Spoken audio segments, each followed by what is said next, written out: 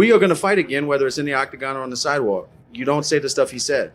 Dustin Poirier's voice echoed through the arena after shattering Conor McGregor's leg at UFC 2064 in July 2021, promising peace and closure. 4.5 years later, that promise crumbled when the officially retired Diamond logged on to X and chose violence instead.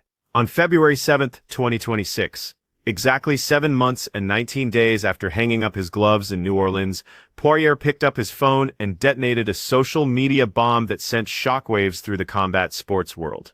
He didn't announce a comeback or reveal business deals, but instead, tweeted a video of McGregor attempting a karate stance with 7 devastating words that lit up the MMA ecosystem like wildfire. Beat his nuts. Felt so nice, I did it twice. Within 24 hours, that single post exploded across social media with over 15,000 likes, 900 reposts, and hundreds of replies from stunned fans, media accounts, and fellow fighters witnessing a retired champion still carrying unfiltered venom toward his most famous rival. Poirier wasn't finished after that initial shot. Staying online to engage in digital warfare with anyone defending McGregor's honor, shutting down revisionist history with surgical precision and reminding doubters to check both fighters' records. The MMA media machine amplified every word with breathless urgency, packaging the entire thread as a complete demolition job while connecting it to tantalizing rumors about a potential 4th fight at the widely discussed UFC White House card on June 5th. I didn't have a goal, and when I found fighting, I wanted to be the best at that, so everything else didn't matter to me. You know, whatever that outlet is, even like I was talking with a guy, I just did a conference where I spoke in Mexico a couple of days ago. He has a nonprofit where he builds skate parks in cities, and he's built some in New Orleans. And I think just something so simple as a skateboard and a place to go ride and meet people and the camaraderie and stuff you learn from that to get out of bad places. Fighting was that for me. That was my safe place when I was young. McGregor obliterated Poirier in 10:06 seconds at UFC 78, landing a crisp left-hand combination that dropped the Louisiana native before ground strikes sealed the first-round TKO at the 146 mark. That devastating, publicly humiliating loss completely rewired Poirier's approach to the sport and his identity as a fighter, as McGregor's relentless pre-fight psychological warfare had infiltrated his psyche and caused him to fight with raw emotion rather than calculated intelligence. Over the next 6 years, while McGregor captured 2 division championship glory, crossed over to box Floyd Mayweather, and accumulated legal issues with extended layoffs,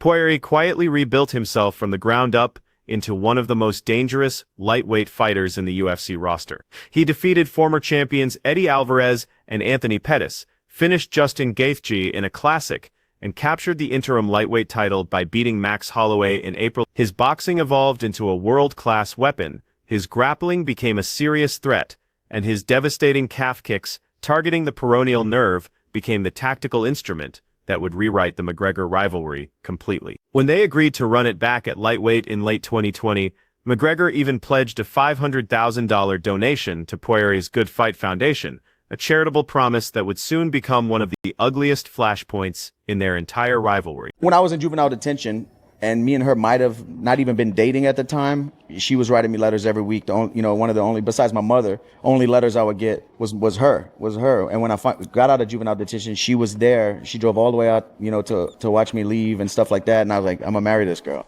UFC 25/7 on January 23rd, 2021 at Fight Island saw McGregor come out sharp in round 1 with hard left hands and a shovel right hook that snapped Poirier's head back visibly. Poirier absorbed the early fire with remarkable composure and began methodically chopping McGregor's lead right leg with heavy, precisely placed calf kicks that accumulated catastrophic damage with every landing.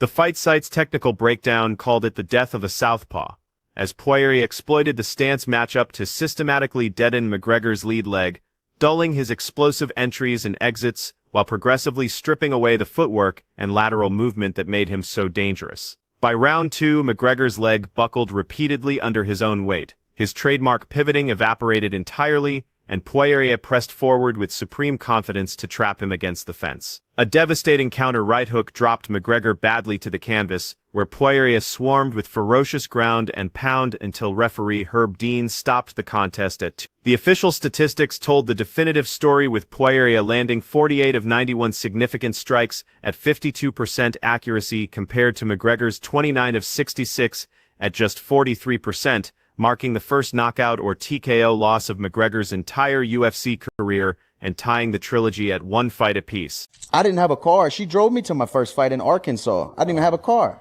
She stayed with me like in a motel, the worst, like a Motel 8, Motel 6. They kept the lights on for us. It was barely, the carpet was soggy and nasty, and those kind of hotels. I know what you're talking about. Yeah, she drove me to weigh-ins, everything, I don't know. I just could never do that again with another person because she's seen the struggles from the beginning. So I could never rebuild this, and I never want to have to. So when The aftermath of UFC 2057 transformed their rivalry from professional competition into genuine, visceral, personal hatred that would prove permanent and irreversible. Poirier went public accusing McGregor of completely ghosting him on the $500,000 donation, claiming his team sent all necessary details and received nothing but dead silence from McGregor's camp. McGregor responded defensively, at one point publicly questioning the legitimacy of Poirier's charity itself and briefly threatening to cancel the trilogy fight entirely over the embarrassment, though the donation was eventually redirected and the fight confirmed. The build-up to UFC 2064 descended into genuine darkness